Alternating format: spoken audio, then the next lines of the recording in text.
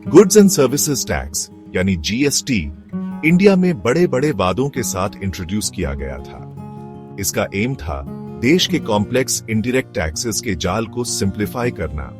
Tagline थी one nation, one tax, one market. GST हर Indian citizen की daily life को डायरेक्टली इंपैक्ट करता है। यह देश में कंज्यूम होने वाले ज्यादातर गुड्स और सर्विसेज की सप्लाई पर लगाया जाता है। इसका मतलब है कि आपकी सुबह की चाय से लेकर आपके मोबाइल फोन बिल तक जीएसटी एक कंपोनेंट है। आम आदमी के लिए यह टैक्स उनके खर्चों का एक अनअवॉइडेबल हिस्सा है। यह हाउस होल्ड बजट्स और परचेसिंग डिसीजंस को काफी ज्यादा इन्फ्लुएंस करता है। लेकिन जीएसटी इंप्लीमेंटेशन की सच्चाई काफी कॉम्प्लेक्स रही है।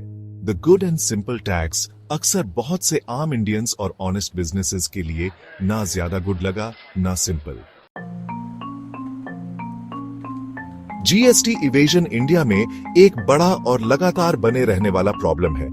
शातिर लोग और ऑर्गेनाइज्ड सिंडिकेट्स सरकारी खजाने को चीट करने के लिए सोफिस्टिकेटेड तरीके ढूंढ लेते हैं। जीएसटी इवेजन का एक सबसे कॉमन तरीका है फेक कंपनीज बनाना। ये फर्जी फर्म्स सिर्फ फेक इनवॉइसेस इश्यू करने के लिए बनाई जाती है।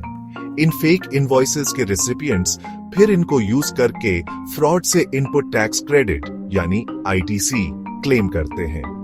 फेक इनवॉइसेस यूज करके ये क्रिमिनल सीधे टैक्स सिस्टम से पैसा चुराते हैं। इनपुट टैक्स क्रेडिट का गलत इस्तेमाल बहुत ज्यादा है और एक बड़ी चिंता की बात है।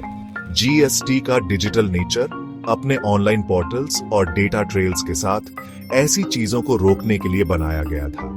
लेकिन चालाक लोग फिर भी तोड़ निकाल ही लेते हैं। डिजिटल सिस्टम एफिशिएंसी तो देता है, पर यह सोफिस्टिकेटेड फ्रॉड से महफूज नहीं है और इसे लगातार मजबूत सिक्योरिटी मेजर्स की जरूरत है।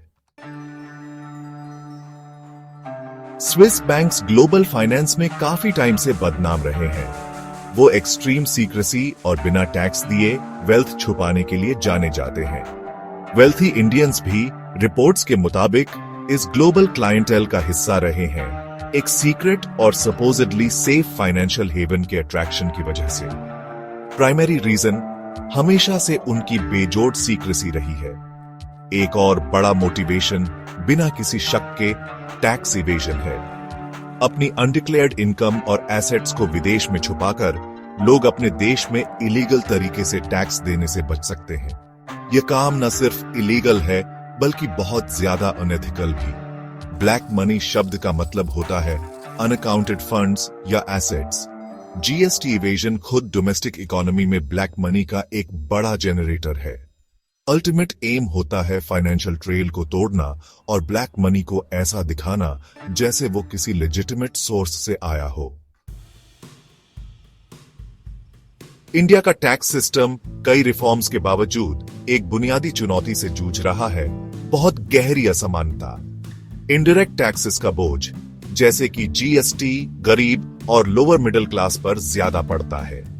गरीब लोग अपनी लिमिटेड इनकम का बड़ा हिस्सा जरूरी चीजों पर खर्च करते हैं।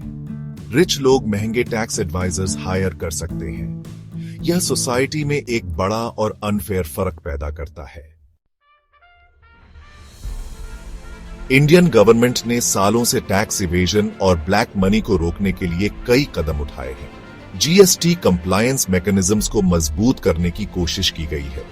एडवांस्ड डेटा एनालिटिक्स और आर्टिफिशियल इंटेलिजेंस का इस्तेमाल फ्रॉडुलेंट ट्रांजैक्शंस का पता लगाने और पोटेंशियल इवेडर्स को पहचानने के लिए तेजी से एबाइज रहा है। इंडिया ने स्विट्जरलैंड सहित कई देशों के साथ इंफॉर्मेशन एक्सचेंज एग्रीमेंट्स भी किए हैं। इन एग्रीमेंट्स का मकसद लोगों के लिए विदेश में अनअकाउंटेड वेल्थ छुपाना मुश्किल बनाना है। सरकार की इन कार्यवाहियों के बावजूद ये अक्सर इस गहरी समस्या से प्रभावी ढंग से निपटने के लिए काफी नहीं लगती है। क्रिटिक्स का कहना है कि बड़े लोग यानी लार्ज स्केल इवेजन के मेजर प्लेयर्स अक्सर जाल से बच निकलते हैं। हम इंडिया के सिटीजन्स का एक बहुत इंपॉर्टेंट रोल है।